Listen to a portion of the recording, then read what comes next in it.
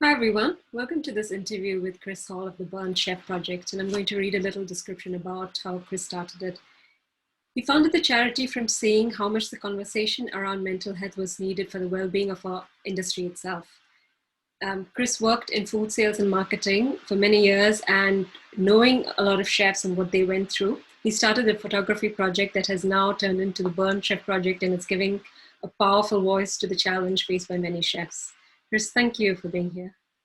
No, thank you very much for having me. It's great to be a part. Thank you. To set a context to the interview, I always start this way.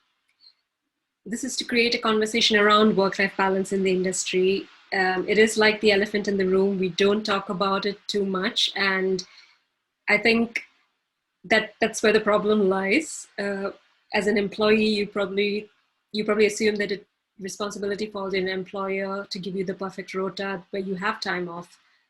And as an employer, you might worry it threatens the work ethic of the team, but your team cannot perform when they're struggling with challenges in other parts of their lives, sorry. And then there's a culture, the chef culture, which encourages self-sacrifice and martyrdom. And as you are going to talk about, not talking about the challenges you face. So I think all these aspects leave us with little clarity on how to navigate this challenge of work-life balance, and which is why I wanted to bring on board everyone who is running a project for helping the hospitality industry for their insights, because you're very close to the problem and different aspects of it from your own work. So I want to start by asking you, what was your journey to creating the Burnt Chef project? Um, Crikey, I'll try and keep it as brief as possible. But my role, I've worked with chefs and I've worked in hospitality now for a combined about 12 years. And whilst I have worked in bars and busy bars down in Bournemouth for a period of my career, my main role within my life has been sales and marketing. And I actually fell into hospitality in terms of a wholesale supply point of view about 10 years ago. Back when I wasn't sure what the term service meant, and didn't know the difference between a capsicum and zucchini, or even what either of those words meant. So yeah, the journey over the last 10 years has been quite interesting. But I became I fell in love with the hospitality industry, and I made it my mission to learn as much about the industry and the ingredients and everything else that's related to the industry as possible. But there was always an underlying current, an underlying theme within hospitality, and something I couldn't quite put my finger on until I had suffered from a mental health illness, or had experienced a mental health illness myself. Um, Not my first mental health illness. I'd suffered from depression when I was much younger, when I was in my teens, but back in my late 30s, I had experienced sort of a rock bottom effect, and it left me sort of questioning not just why I was left in this position whereby I felt alone and felt like I couldn't reach out and speak to anyone and felt shamed of my mental illness. But also at the same time, it started getting me to question certain behaviors and particular lifestyle choices that was with my friends and my peers and my clients around me as well. So it got me chatting to a couple of my close friends who are chefs, and they were just saying like, yeah, it's a tough gig. We work 80-hour weeks. We don't see our family. Some of them had alcoholism problems and drug dependencies to be able to cope with the fast-paced lifestyle of hospitality. And so I decided I wanted to raise some awareness. Having taken up photography for mindfulness, because I found it a good creative outlet, but also it allowed me to escape from what I was going through myself. I decided to start taking some black and white photos of hospitality professionals, as you probably see just behind me here. So I started taking photos, and at first, the first I would say willing participant, but the first person I coerced into having their photo taken didn't want to have their photo taken and associated with mental health at all, and that for me was curious. They felt that they didn't want their name or reputation associated with something that had such a strong stigma within the industry, and from there, my curiosity uh, sort of coerced a few additional people to get involved, and then all of a sudden I started tapping into that current underneath the industry, and people started to come to me and ask to have their photos taken. And once that started to happen, the lack of eye contact as I was taking photos of people led to this open dialogue of personal experiences that I wasn't quite expecting. So where people were telling me about, self-harming and mental health issues that they had experienced or that they'd seen within the industry, it suddenly became apparent that this was quite a widespread conversation that just wasn't happening, and it was bubbling to the surface during these photographs. So that culminated in an event down in Bournemouth, whereby I invited 25 people to come and listen to a chat by myself and Dorset Mind and a fantastic organisation within hospitality called Kelly's Cause, who teaches MHFA courses. And we had 60 people turn up from the local area, to the point where we couldn't fit them all in this restaurant. And the response was overwhelming. We had, people who swore blind, they didn't know what mental health was or mental illness was, never experienced it themselves, come up to me afterwards and shake my hand and said how enlightening it was and how it had changed their view on the industry. So that was it really, and that was my peak. From then on, I just thought I'd go back to doing my day job of running a sales and marketing team and continue supplying some great ingredients to chefs. But alas, that wasn't the case. So the event was in October 2019. Lockdown hit in March 2020, and I struggled a little bit with that. So I plowed all my energies into the Burnt Chef project to see if I could help other people, and that in turn helped me.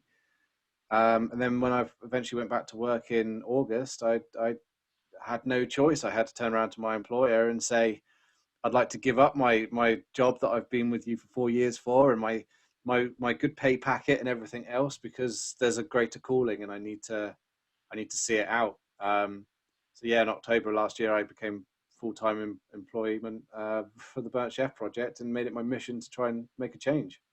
Wonderful. Again, there's something that's so important that I want to highlight, because I think you've openly connected that coping mechanism that many chefs have to adopt to cope with what the industry throws at us, and then how it affects mental health. Those making the connection. So it's not so much I think removing some of the stigmas that it's not me. It's not just me. There is something, an external cause that is affecting. I think it really helps, and I'm not sure whether that resonates with you as well. But to me, hearing. Yes. Yeah, certainly. I mean, I think the key thing for me is, one thing I wanted to do is, rather than go on a crusade on the early days and tell everyone that they were mentally unwell and that the industry was destroying people's lives and for them to leave, because that's not my intention. I want to encourage more people to come into this industry. I decided to put together a study and invited as many participants to take part in the study anonymously as possible. And that culminated in the mental health survey that was launched back in May last year. So we ended up with close to 1,300 people comment on their mental health experience of being part of this industry. That indicated and that highlighted to us the significant issues within the trade. And, it came out, I think it was 83 or 84% of individuals had experienced a mental health issue as a result of working within the trade. And that was quite shocking. We'd seen figures in previous reports from like Boiling Point and Service Without a Smile report, but with the increased awareness around certain, high-profile celebrities having mental health issues and unfortunately end-of-life issues, it was quite shocking to see. So that's really for us where we started to look at why this was the case, and it very quickly became apparent there was no one-size-fits-all fix for this. It's not something that we can click our fingers and rectify quickly, because there's a whole myriad of different things that, depending on where you are in the country or what business or what style of business you work for, there's a whole host of different potential solutions and problems with those. Thank you. And how would you define a good work-life balance? And what was it trying to strike a balance between work and your personal life when you were part of the industry in sales and marketing and working with chefs in that capacity? Yeah, well, I think I'm struggling with work-life balance currently. I seem to be all work, no life. But that's part of the parcel of creating a movement and creating conversation. Hopefully that's not going to be forever, and that I'm comfortable with for the time being. But even myself, I'm finding that has an impact on my mental health and well-being. It's a detrimental impact that even for someone as educated in the conversation as I am, it's still, you're still not immune from this particular subject matter. Um, I think within hospitality, the work-life balance is something that is becoming more and more apparent as a result of COVID. I think that people are starting to realize, and certainly, we host a podcast, the Burnt Chef Journal, which is something that we put out.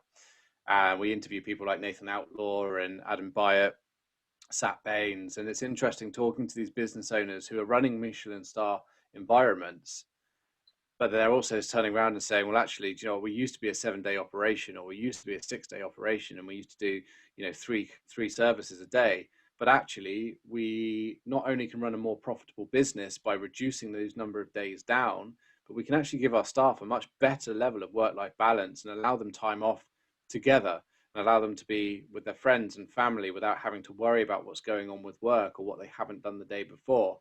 And that's quite an interesting, I guess for me, it's an interesting development as a result of COVID, but it's also a huge positive impact on that work-life balance that we've discussed.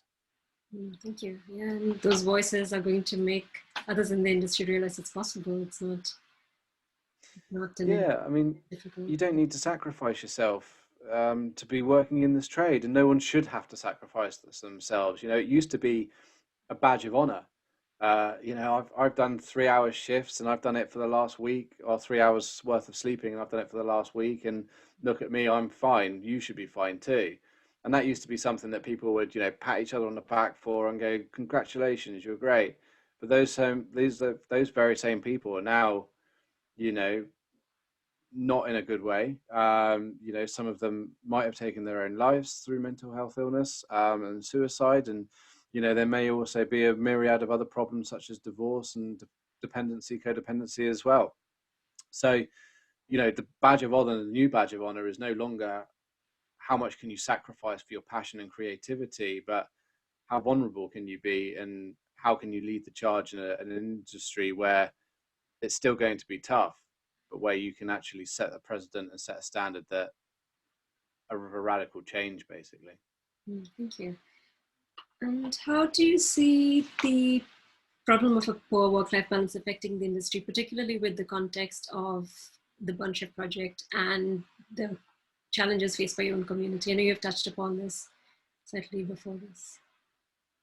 Yeah, I mean, in terms of the problems, long-term problems for the industry, I think one thing we have to look at is that if we don't start to get out that work-life balance for members of staff and individuals, then what we are going to be faced with is a massive shortage of members of staff, especially as more and more of our foreign workers end up heading home. COVID and Brexit has had a big impact on people who would come to work for us from other companies. So that's left us with a huge dent in our employment. And bearing in mind, hospitality does have a huge amount, it's a very high percentage of people that do work from outside of the UK. I think we need to be starting to be quite conscious that retention is going to be the key factor moving forward. So if we don't start to address things like the work-life balance and also company cultures and start to improve those, then we are going to be in a situation where actually hospitality doesn't have enough of a workforce to be able to sustain businesses, and that's going to have a longer detrimental impact than what we felt with COVID, I believe. What is one piece of advice that you would give to chefs who want to improve the quality of their lives? Crikey, that's not an easy one to answer. I think we need to firstly define what quality of life means. We live in an age and a society where our what we should be deeming quality of life as is not necessarily something that's healthy and sustainable for us. You know, we spend a lot of time looking at Instagram and social media and comparing ourselves to others. You know, is quality of life getting 4 holidays a year, you know, in Barbados, where we can Instagram and show off to our friends, or is quality of life owning a Lamborghini? You know, I think what we need to start looking at is intrinsic value and what that means to us. So, you know, if you're working in a job, or if you're working and you feel like you don't have a work-life balance, and you feel like you are struggling to juggle everything, then you're not really getting a quality of life. And, you know, I think ultimately we need to look at how we balance that, whether that is changing jobs, whether that's, you know, finding something that fits your creative flair, or, you know, your financial flair, but without detrimenting yourself as a human being or the relationships around you. I think some, you know, day-to-day personal improvements that people can start making is, I think, you know, start talking more openly about mental health for a start. You know, because that's one thing that it's like having a box of lemons, and you get to the bottom and there's one moldy lemon. And rather than take that moldy lemon out and throw it away, you chuck a load of clean lemons on top of it, and eventually they all become quite quickly moldy. And I think that if people aren't talking about mental health, then it's just going to sit and fester, and it's going to impact other aspects of life. So I think that that's a key facet. And also I think that, you know, got to realize that the industry is the third largest industry in the UK. And I think that if people are looking or feeling like they're pigeonholed into a particular role, or, you know, they feel that they have to give everything up to be able to pursue their career, then I think that, you know, now is a fantastic opportunity to start looking around and listen to things like the podcast and look at the information that we put out, because there are a lot of employers out there who will give individuals a better quality of life, and a better balance that overall will improve their well-being. Thank you. Thanks for that. And what's the one thing that employers can do to support the well-being of their staff, in your opinion? Yeah, again, it's a tricky one to answer because every business is different. You know, where one business might have a strong company culture, they may not necessarily be perhaps open and educated to understand what mental health is and the impact of the business. So I think as an employer, I think firstly engaging with the subject is an important step to take.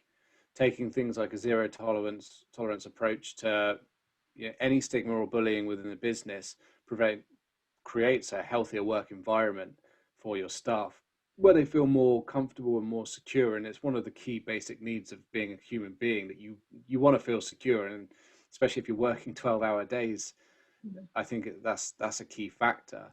You know, with that comes more opening a policy of talking more openly about mental health, and you know, by creating that sort of environment, it means that you can start to address some of the other issues. And by creating an environment where people are going to talk more openly, you can start actually identifying perhaps areas of weakness, or areas of high stress within that business that you can start to tailor and as a team rectify.